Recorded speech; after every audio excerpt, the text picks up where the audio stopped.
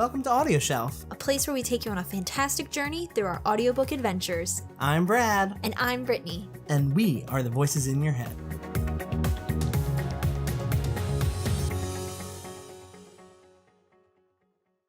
Welcome back to another episode of AudioShelf. We are Brittany and Brad. Yeah. And before we begin, we want to share with you a promo from another podcast that we think that you should check out. They're called Novel Predictions. Yeah.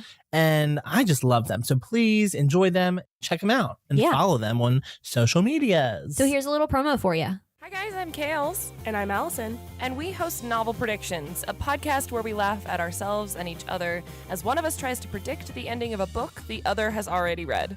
Essentially, one of us is torturing the other. It's not torture, it's hilarious as we try and predict the story from some popular novels like Eragon, Fault in Our Stars, and more. We read the beginning, we talk about the story, and we try not to give away how royally the newbie reader is screwing up the plot. So join us every other week for fun, ruthless reviews of popular novels. Subscribe and follow us on social media, and we invite you to read and laugh along. As we torture each other. It's not torture, seriously. Maybe a little. Okay, it's just a little.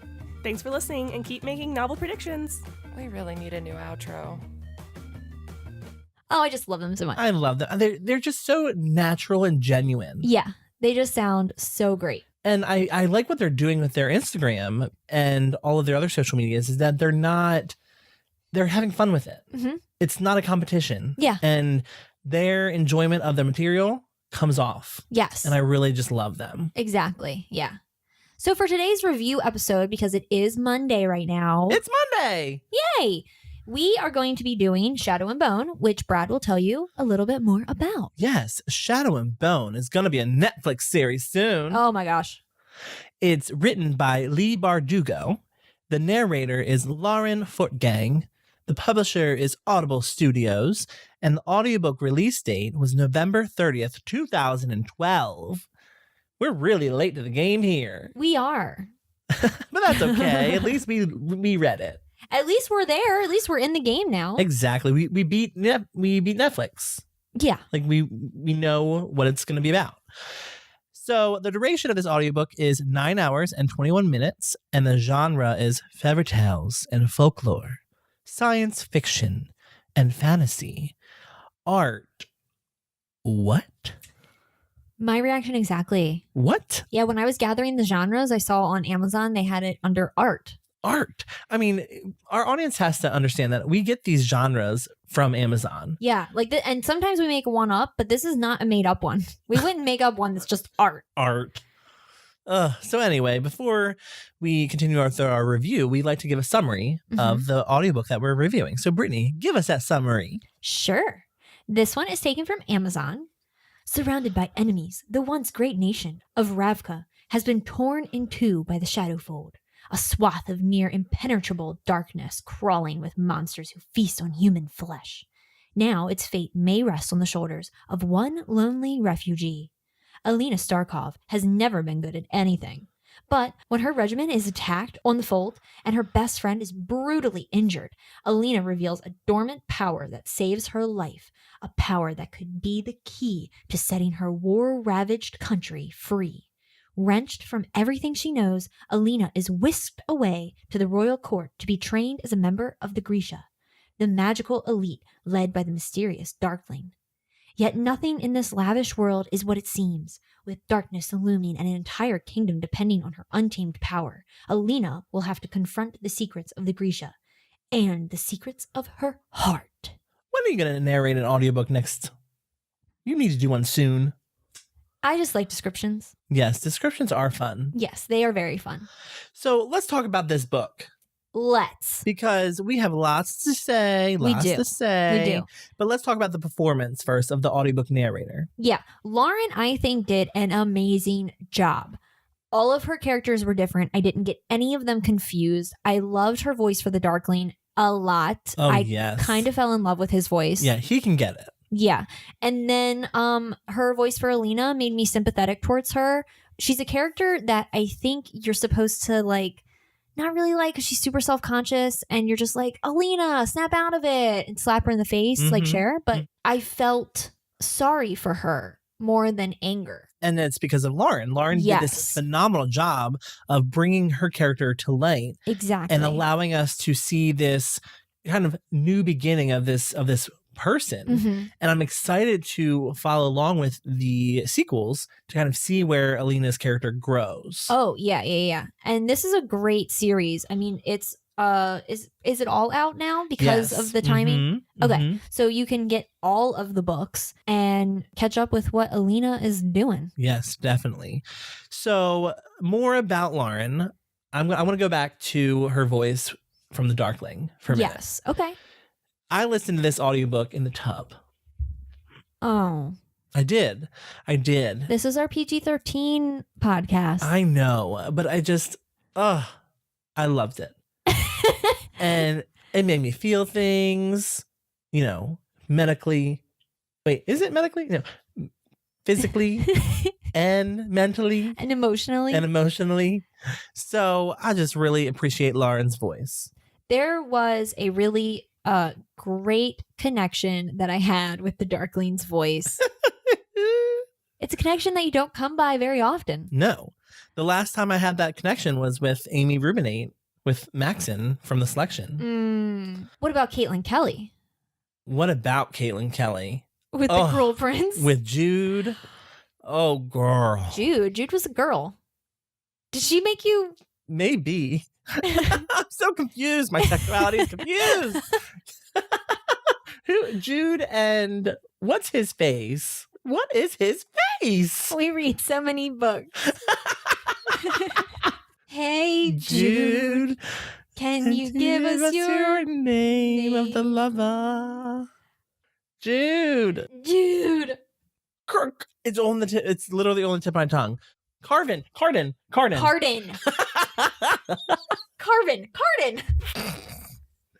Yeah, so when she did do Carden's voice, that turned me on as well. Yep. So there's something that I really like about a female that can do a man's voice. That's interesting. I think it just speaks to their talent of being able to transform into these different characters. It doesn't matter if you're just a female doing a whole cast of characters or if there's a whole cast of narrators doing each individual character. Either one can be amazing. Yeah. You know what? One thing I kept getting confused about is every time they mention Grecias, I kept thinking Mulan. Oh. Or the memoirs of geishas. Oh. The Japanese culture. Yeah. And I know that this was German, and I kept getting my cultures mixed up. It was German? Yeah, Leigh Bardugo is from Russia. Sorry, not German. Russia. It's Russian. Starkov. Well, yeah, but there is no Russia in this world. In this world. Oh, in this world, yes. In the book world. Yes, exactly. So, It's a lot of culture in this book. Lots of culture. We're taking big old gulps because we have no idea what we're talking about. Maybe, but that's the thing is sometimes books with culture in it take me a long time to get invested in them. Yeah. I just want it to be kind of to the point, something I know about, because I did not pay attention in social studies. No, or creating its own thing. Yes. I noticed a little bit of Spanish popping up every now and again. They would say taking them to the baño. Oh. But I don't think they were going. I don't know if they were going into the bathroom or not. Interesting. It was interesting. Yeah. But cultures in books, it has to be done very nicely, which I think Leigh Bardugo does, which is why I didn't hate this book. Yeah. Yeah. So what did you think about the content of the book Shadow and Bone? I liked it. I liked the fantasy element of it. And we don't really do many fantasy books. And if we do have them and review them, we don't usually like them. Yeah. And this reminded me a lot of The Cruel Prince by Holly Black. Yes. I know that we were talking about Caitlin Kelly earlier, but that's because this book really did remind us of that kind of world, that it's not fairies, but there is magic in this world that's really, really cool. And now that I remember Alina having that magical power of light. Uh-huh. And now that I'm like, oh my God, I remember that part in the book. And I just think it's very subtle, which is another great thing about this book, is that it's not shoved down your throat. Yes. Magic and magic possibilities, and it's going to save the world. And these powers that she has only really helps her and her people. Yeah. Yeah, exactly. That's something that I enjoyed about the book. Is that the magic was not just all over the place. Yeah. Each person in this little area that Alina was in had their own special magic, and it was done really, really well. And it's a pretty epic story. I mean, you were telling me earlier when we were talking about the book, you were surprised that people die in the first chapter. Yes.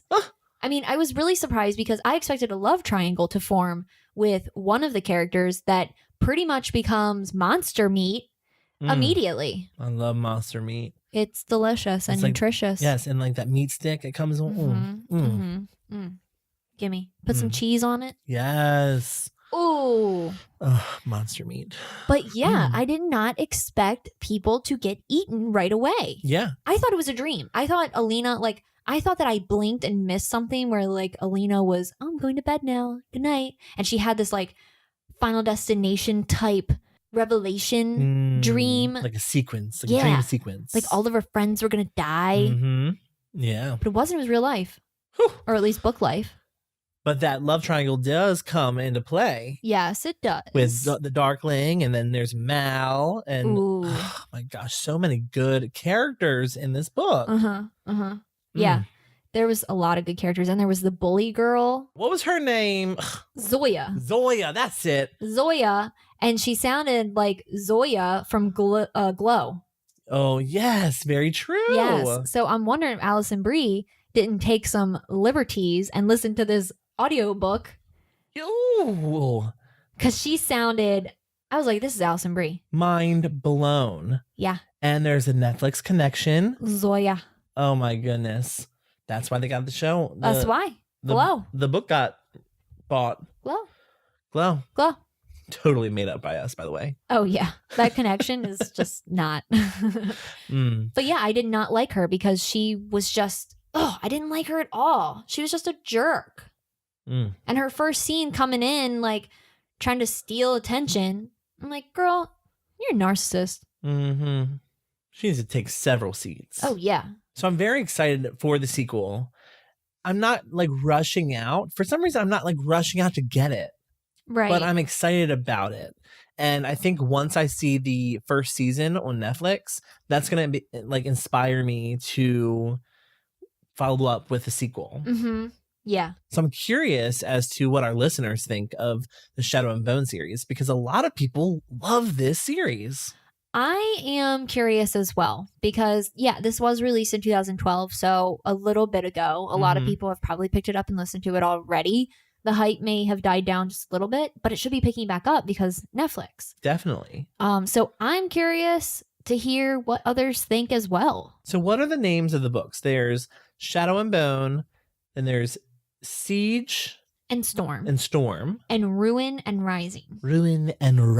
And then they have the Six of Crows duology, which is in the same universe, but not and that's related in the same way. Six of Crows and then Crooked Kingdom. Yes. And we have the Six of Crows. Yes, we do. And then she just came out with the newest one. Is it in the same universe? I think so.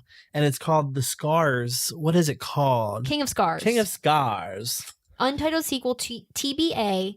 It's in the same universe. I like this universe a lot. Me too. And it's exciting to kind of keep going through it and hearing different perspectives of it. Because, the whole idea of Shadow and Bone is that there's this fold of all of these different communities or the communities kind of revolve around this fold. And it's exciting to hear different parts of those communities come to life. Yes. Yeah, exactly. So I'm excited about that one. I'm excited about all of them to listen to the series. Because it's been a while since we've done a full series. Yes. When's the last time we did one? I mean, we did The Selection. The Wicked King. The Wicked King, but that one's not out. The third one's not out. The third one's not out, so we're listening to them as they go. And we were listening to the Red Queen, but we stopped. The Red Queen got rough. Yeah, a little bit. Mhm. But yeah, we haven't really done a lot of series. Yes. Maybe that's another like goal that we want to work towards next year. 2020 and pick a series. We should go through all of them. Yes. Yeah. That's already out. That would be great. This one would be awesome to go through because it's all out. We don't have to wait. We don't have to put our excitement of listening on hold. I think that's the biggest problem is when you listen to the first in a series and then you have to wait the year for it to come out. Yes. And then you have to pick it up again when you're already in the middle of like 5 other books. Mm-hmm. So you never get around to it. Exactly. And also, I mean, new books come up every week. Yes. So it's hard to keep up. And, our other readers in our world have talked about this fact before is they want to read this book and then this other popular book comes up and they got to keep up with the Joneses. Yeah, exactly. And that's what happens when series like this one comes out it's hard to keep up. Yeah. But luckily this one's all out. So we can listen to the first 3 books of the Shadow and Bone series of the Gracia. Let's do it. Did you think that this book was too long or too short? I thought it was a perfect length. Yeah. Which is what I'm concerned about with the other ones because the other ones are way longer. Way longer. I kept seeing those page counts going up, and that's one of the problems I had with Red Queen. Yes. Is that it tried to fit too much into the covers and it would lose me. Yes, exactly. So 9 hours for this book. Perfect time. Amazing. That's what you should keep your book to. If you're writing a fantasy book, that's the perfect time. You hardly ever nowadays see a fantasy book that is under 10 hours, under 12 hours. Like they're all 15, 18, some are 20. I think the final Red Queen, I don't even think that's the final one. The fourth one is like 21 hours or something. It's too much. It's too much. And I was listening to an author speak the other day on YouTube. And they said that if you're writing fantasy or kind of any genre, to be honest, but they were specifically talking about fantasy, write the story. Like don't find yourself writing extra pages about what the sun looks like. Yeah. Like stop doing that. Just write the story. Mm-hmm. You have a beginning, a middle, and an end. Mm-hmm. Just write it. That's what Emily was talking about that her editor does. Well, she will just like go off on the description of like one little thing and her editor will be like, you don't need this. Exactly. It's nonsense. Mm-hmm. And they'll take it out. And so I feel like more people need to be like Emily's editor. Mm-hmm. Do you think that editors, and this is something kind of off topic, but do you think sometimes when it comes to series, editors are maybe too lenient with sequels? Possibly. Because they're like, well, the first book did amazing. The second book's going to sell. Yeah. And why don't But a lot of time it's like a TV show and they have a sophomore slump. That is true. That is true. And I think that's what the book world needs to realize is like sequels can hurt you in the end. Yeah. If it's not done correctly. The Dorothy Must Die sequel. Yeah. We weren't that into. Yep. We were kind of finding it hard to get through. But then the third one amazing. Picked back up. And I'm really excited for the fourth one, which is another series we need to finish. Yeah, another one. Yeah, I need to listen to the third one. Oh my but I know God. that you really like it I a lot. really like the third one. So yeah, I agree. It was the perfect length of time. Any longer, it would have been too long with too much fluff, and any shorter, we wouldn't have got enough of the world. It might have been great because there are going to be 2 more of these, so there would have been people waiting for the sequel. But I'm happy that we could get our information all in one book. Definitely. Would you shelf it or shove it? This is a hard one. No, I would shelf it. Oh, yeah. Yeah, I'm definitely going to shelf it. We're definitely going to listen to the other 2. Yes. And then the 6 of Crows. We're going to go through all of them. We're going to go through all of them. Yeah. Leigh Bardugo has a new double fan in us. Yes. Thank you so much for listening to this episode of AudioShelf. If you would like to stay up to date with us, please check us out on all of our social medias. We have Twitter, which is AudioShelf Me, Facebook, which is AudioShelf, Instagram, which is AudioShelf_podcast, and YouTube, which you can just search in the YouTube bar for AudioShelf. Hit that subscribe button on there because we need to be able to get our AudioShelf URL. Please. We can be telling people to search for us. And I'm telling you, all you got to do is hit subscribe. Yeah. You don't get like lots of notifications unless you hit that No. notification little ringer. No. And we only release on Wednesdays, and then Mondays we've been releasing our podcast episodes on there so that people can listen while they have in the background if that's how they like to listen to YouTube. Yeah. And we also have subscribed on all of our accounts. Mm-hmm. Just like 17 of them.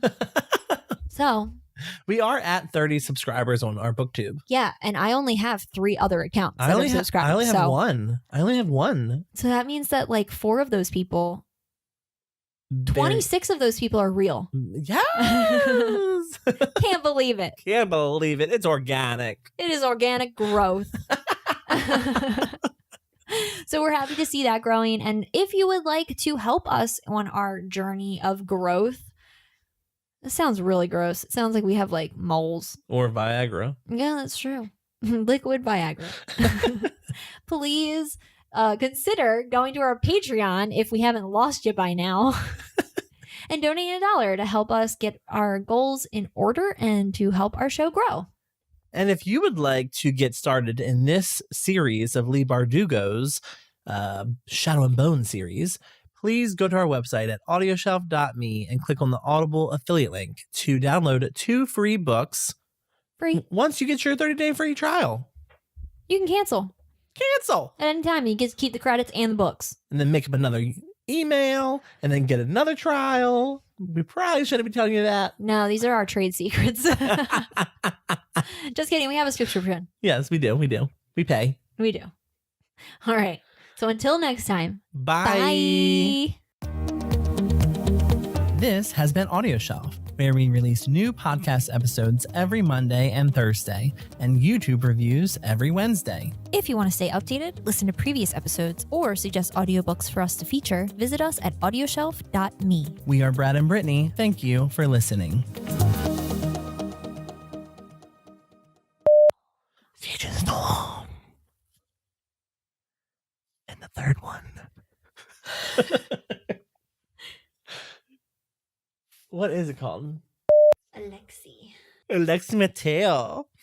Sorry. What are you doing? Leave you to your own devices and you just start singing things. Opulence. Opulence. Sorry, you need to. I do, but I watched the video of it and I was like, what? Opulence. Opulence. You are everything.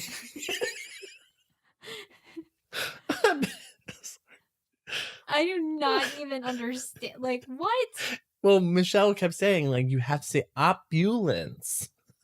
And she's like, opulence. Opulence. I can't. Zoya. Zoya. What was I even saying?